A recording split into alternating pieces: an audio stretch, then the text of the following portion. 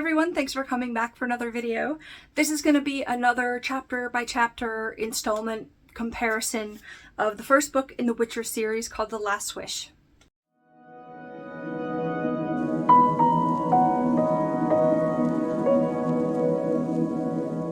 As you can see, I have this book all kinds marked up here because what I'm trying to do is go chapter by chapter. I don't think I'm going to be able to call them chapters, but I'll get to that in a second. And compare them to the show, talk about what happens in each chapter so that eventually I have the whole book kind of summarized, reviewed, whatever you want to call it.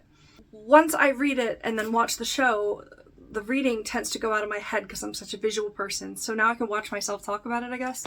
My first video in this series talked about a very brief kind of intro chapter and then the events of the Striga. Now, spoiler alert, because I'm going to talk about what's in the book, and it might be a spoiler, it might not, it might be a spoiler for the show, it might not even be in the show. I'm really trying to review and remember what's in the book. Okay, so here's why I don't think I can call it chapters, because there's one storyline that is skipping chapters. And the intro that I talked about in the last video, that was just 2 pages of a spicy scene with no context, has picked back up in the third chapter. I'm not used to it yet, and I haven't decided what I'm going to call them, so I'm probably just going to call them chapters. But technically, I guess last video I did chapters or sections 1 and 2. The first little intro part is called The Voice of Reason, and then it has a 1, and I thought that was chapter 1, but then it was only 2 pages before the next one just called The Witcher, and that was about the adventures with the Striga. I did that. Now we're in chapter or section 3, and we're back to The Voice of Reason again, only it's a number 2. So the Voice of Reason chapters are the same timeline, but they're skipping over the chapter in between, technically, that's written there. I don't know if that made sense, but we're back to where that spicy scene took place. And we're in a temple where Geralt was brought to heal. In the show, they call it Melitele. In the audiobook, they pronounced it... Hold on, I know I wrote it down phonetically because I was curious. In the audiobook, they pronounced it Melitele. Melitele. I'm probably going to go back to Melitele. It sounds so silly, and I thought it was silly when, I remember specifically Ciri saying it. One of the priestesses, people in charge of this temple, is named Nenneke. They are in the show, this scene, this place, and this person. I'll have to double check again. I'm not finished rewatching the first series.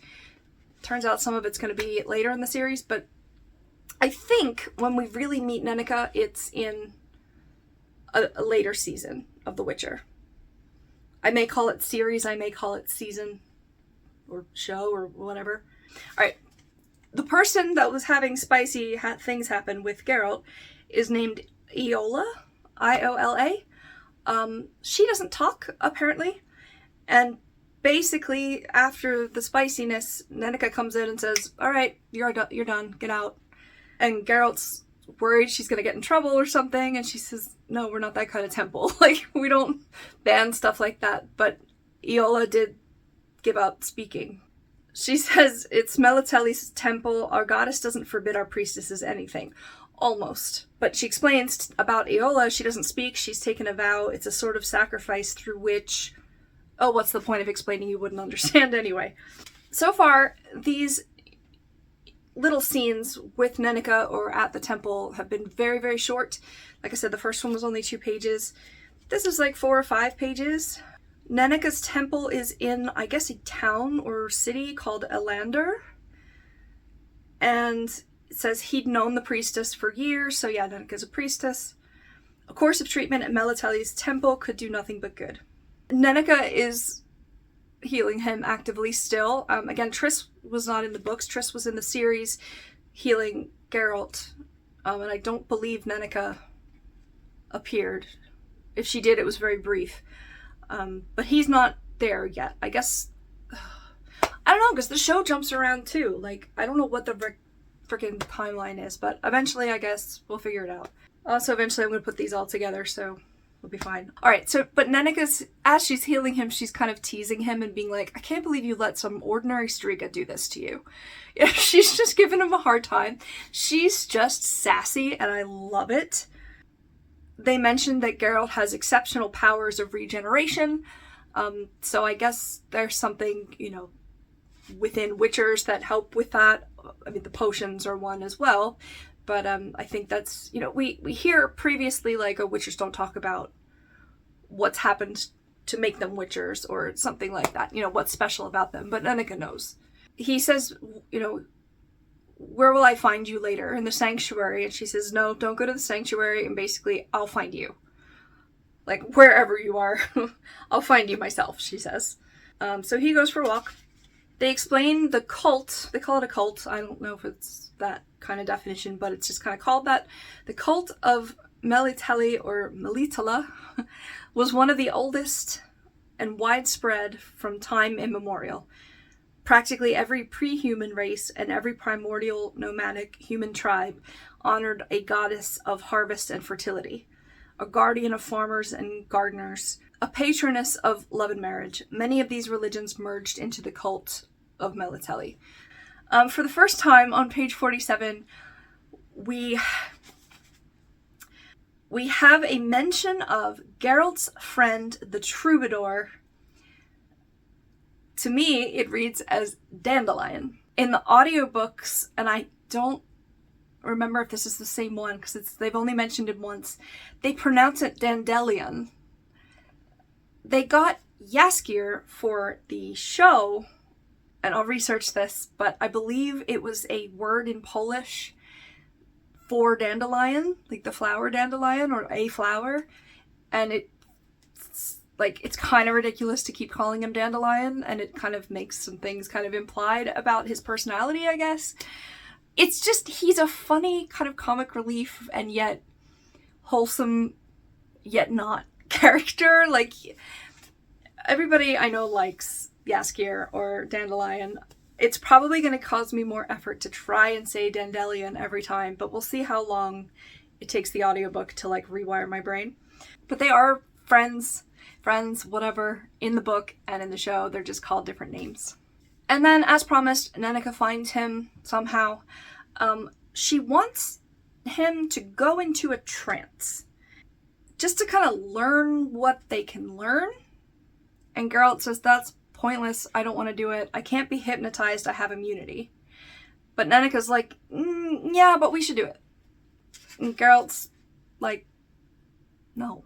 They have a little conversation about faith, and like, it's just a little philosophical moment. I'm not going to go into it. Geralt says specifically, I'm not surrounded by any vortex or fate.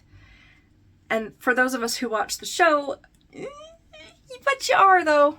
And her name is Ciri. But we'll see how the book sets that up. Nenneke again says, I've known you since you were young. And Geralt's old.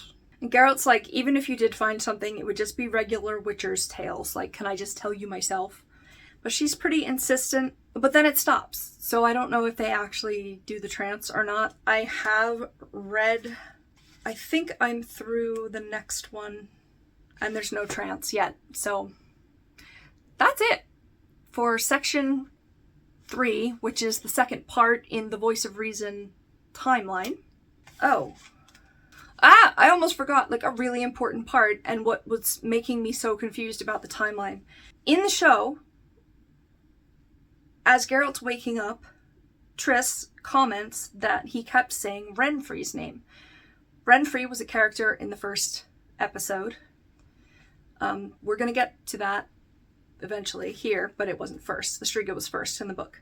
But as he's waking up and Nenneke interrupts and tells Iola to leave, he is thinking to himself, wrapped in her mantle, the girl pattered toward the door, her bare feet slapping the floor, troubled, flushed, awkward, no longer reminding him in any way of ... Yennefer.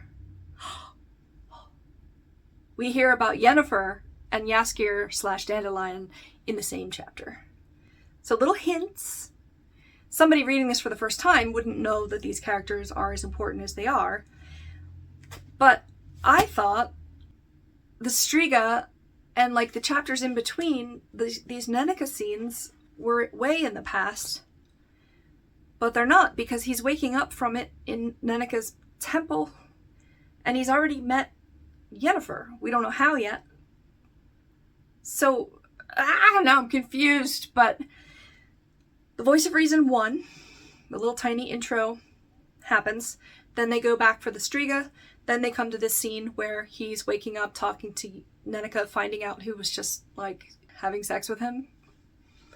Which, like, I mean, there's no sense of, like, lack of consent or anything, but apparently he's already, you know, love-struck with Yennefer, though we don't know why.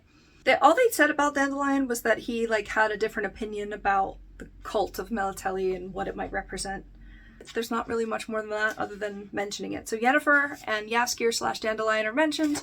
He's back in the present timeline, who knows, and then we'll keep going and see how this ends up. I don't know. Thanks for watching. This is a little out of the realm of what we would normally do on the channel, but we're art and animals, and this is definitely art, so here we go. And we'll see you in the next one. Bye.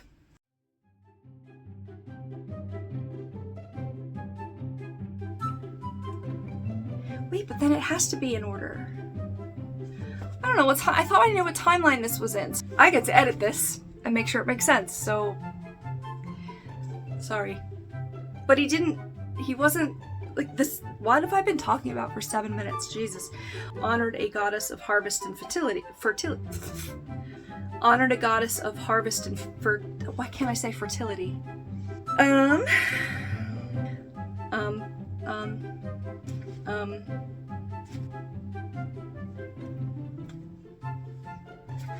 What is the planet called?